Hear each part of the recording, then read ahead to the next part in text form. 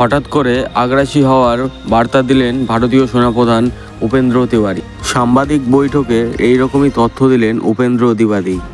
আর এই তথ্যে গোটা বিশ্বে তোলপাড় লেগে গেছে।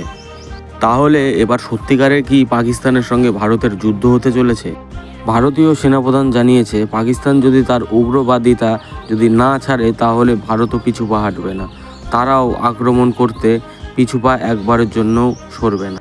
তিনি আরও বলেছেন, কাশ্মীরে যে পাকিস্তান উত্তপ্ত করার বারবার চেষ্টা করে, সেটি যদি না দাঁড়ায় তাহলে আক্রমণ করতে সে একবারও পিছু পা হাঁটবে না। আর এইদিকে ভৌগোলিকভাবে যে পাকিস্তান ও বাংলাদেশের মধ্যে সম্পর্ক স্থাপন হচ্ছে, সাধারণত জঙ্গি সংগঠন স্থাপন হচ্ছে বাংলাদেশে, সেইগুলি নিয়ে অনেক ক্ষুব্ধ হয়েছে ভারতীয় সেনাপ্রধান।